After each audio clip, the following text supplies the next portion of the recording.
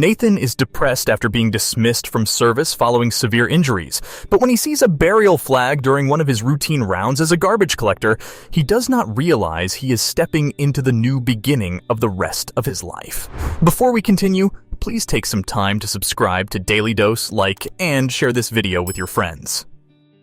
Nathan had had a rough past year. Only a couple of years back, he had been climbing the army ranks fast. But an ambush in the war zone had seen him sustain severe injuries on his legs.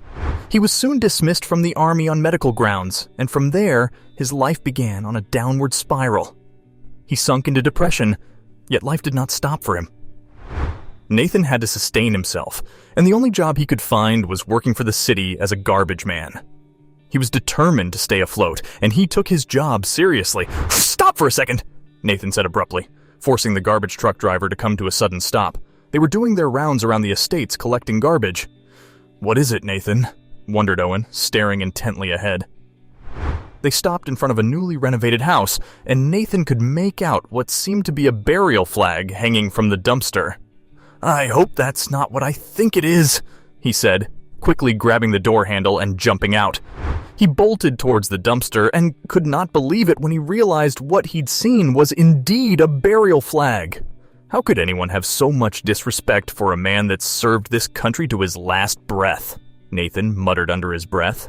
Upon close inspection, he found a display case right under the flag.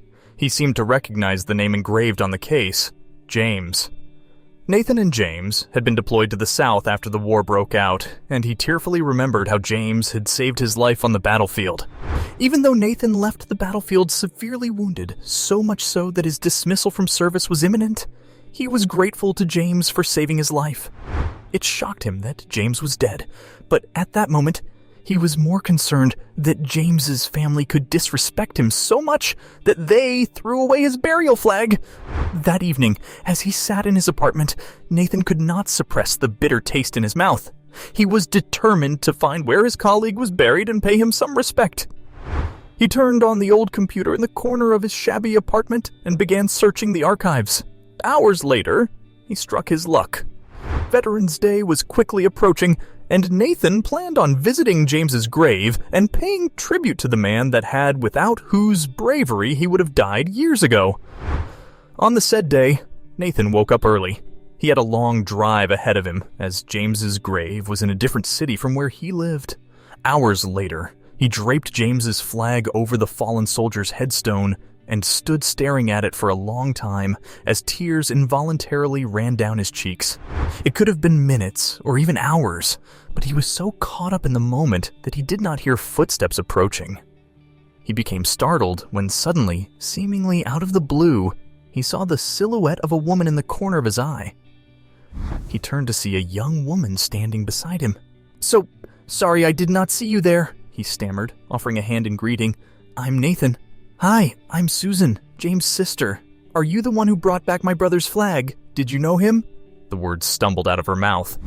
"Yes, James was my colleague, and I found the flag in a dumpster," he answered, staring straight ahead. Susan narrated how they had recently moved and lost the flag. And for the first time in weeks, Nathan felt relieved that James's family had not intentionally thrown away the flag. The two stood there for hours talking about James and Nathan's time in service, and by the end of the day, they knew quite a lot about each other. Susan was incredibly grateful to Nathan for bringing back her brother's lost flag, and to thank him, she invited him to her house for a Veterans Day family dinner. That evening, as Nathan sat surrounded by Susan's family, he could not explain the sparks in his heart. His eyes were fixated on Susan, and he was almost sure his cheeks were red from embarrassment. He was falling in love with the young woman, and it seemed like a dream far out of reach to imagine himself with her. After all, it was barely a day since they met. However, that was not his only worry. He knew people that had fallen in love within minutes, and it had lasted a lifetime. His main concern was that he collected garbage for a living. Would Susan accept him with that kind of job? He wondered. He waited until Susan carried the dishes to the kitchen and offered to help. Once they were out of everyone's earshot, Nathan confessed, "Look, Susan, I know we only met today, but I think I am in love with you." Susan stood there, saying nothing, but Nathan could read every one of her emotions from her huge, pretty eyes. Now, this is not a call for action, and I know you may not feel the same way, especially given my line of work. But I thought I was crazy for feeling this way, she screamed, jumping into Nathan's arms. They hugged for a while, each unable to detach themselves from the warmth of their newly discovered affections. Oh, and don't worry about working as a garbage man. I have been looking for a trustworthy person to overlook my employees at my shop in the city, she said matter-of-factly. I'm sure you are the perfect fit for the job. 6 months later, people were streaming into the small garden wedding to witness the marriage between Nathan and Susan. The past 6 months had been like something from a storybook. Nathan was finally happy, and with Susan in his life, depression was a thing of the past.